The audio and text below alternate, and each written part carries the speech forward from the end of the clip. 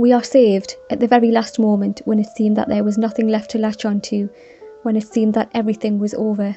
Okay, it's as if you had climbed up the steps to the terrible machine of the benefactor, and with a heavy clang you were covered with the bell glass. And for the last time in your life, as quick as you can, you swallow the blue sky with your eyes. And suddenly, it was all only a dream. The sun is pink and happy, and the wall, what a joy to stroke the cold wall with your hand, and the pillow.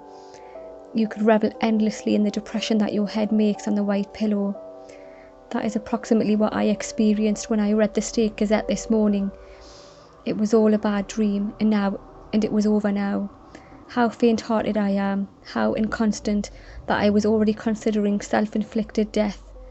Now I am embarrassed to read through the last few lines I wrote yesterday, but it doesn't matter. Just let them remain as a memory of the unbelievable, of that which could have been and that which will never be. Yes, never. On the first page of the State Gazette, the words were shining. Be joyful, for henceforth you are perfect. Until this day your own offspring, mechanisms, were more perfect than yourselves. In what way? Every spark in a dynamo is a spark of the purest reason. Every motion of the piston is an immaculate syllogism. But does that same infallible reason not exist in you? The philosophy of cranes, presses and pumps is complete and clear, like a compass-drawn circle. But isn't your philosophy up to the standard of a compass? The beauty of a mechanism is in its steadfast, precise and pendulum-like rhythm. But then you, who have been nurtured by tailorist systems from childhood, haven't you grown up to be pendulum precise? With one exception, mechanisms don't have imaginations. Have you ever seen an inanely dreaming and distant smile break across the physiognomy of a pump cylinder while it was at work? Have you ever heard of a crane in the night time, in the hours allocated for repose, turning over in agitation and sighing? No, but you, blush as you will, the guardians see you and your smiles and sighs with increasing frequency. And lower your eyes, the historians of the one state have tendered their resignation in order not to have to record such shameful events. But it is not your fault, you are sick. The name of this sickness? Imagination. This is the worm that gnaws black wrinkles onto your forehead. This is the fever that chases you, and you run off into the distance, even though this distance begins where happiness ends.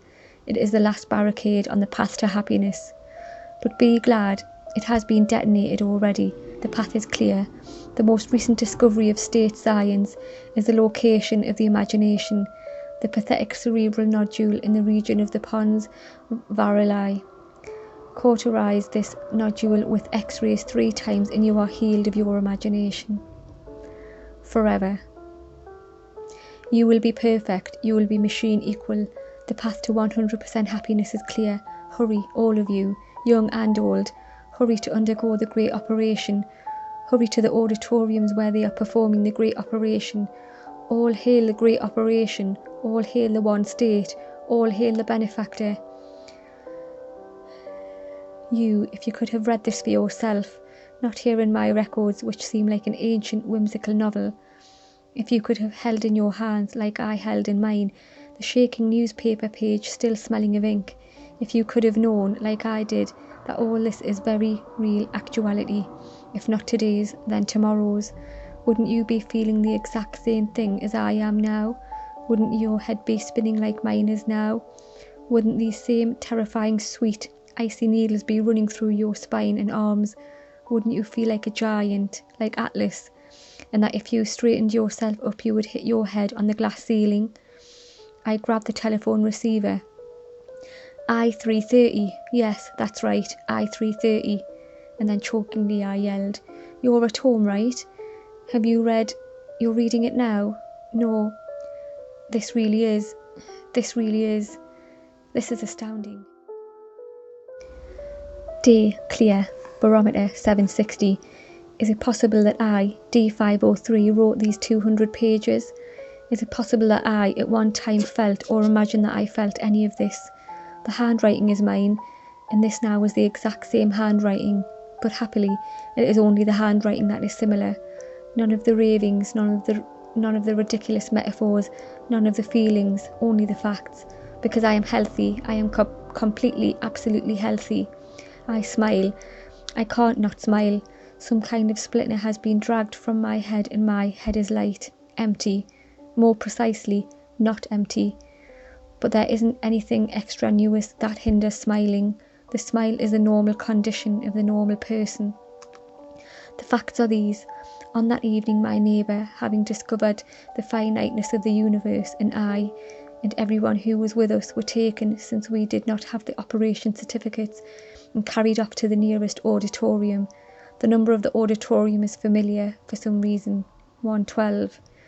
There we are bound to tables and subjected to the great operation. The next day I, D503, appeared to the benefactor and told him everything that I knew about the enemies of happiness. How could this have seemed so hard to do before? Incomprehensible. The only explanation, my former sickness, a soul. In the evening of that day I sat at one table with him, with the benefactor, for the first time, in the famous gas room. They brought in that woman, in my presence. She was supposed to give her testimony. This woman stubbornly said nothing and was smiling. I noticed that she had sharp and very white teeth, and that this was beautiful. They then led her under the bell jar. Her face became very white, and since her eyes were dark and big, this was very beautiful. Where they started to pump air out from under the bell jar, she threw back her head, half closed her eyes, and squeezed her lips. This reminded me of something. She was looking at me, strongly gripping the armrests of the chair and looking until her eyes closed completely. Then they dragged her out, quickly brought her back to her senses with the help of electrodes, and then put her back under the bell jar.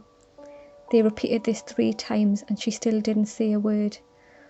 Others, who had been brought in together with this woman, turned out to be more honourable. Many of them started to talk after the first time.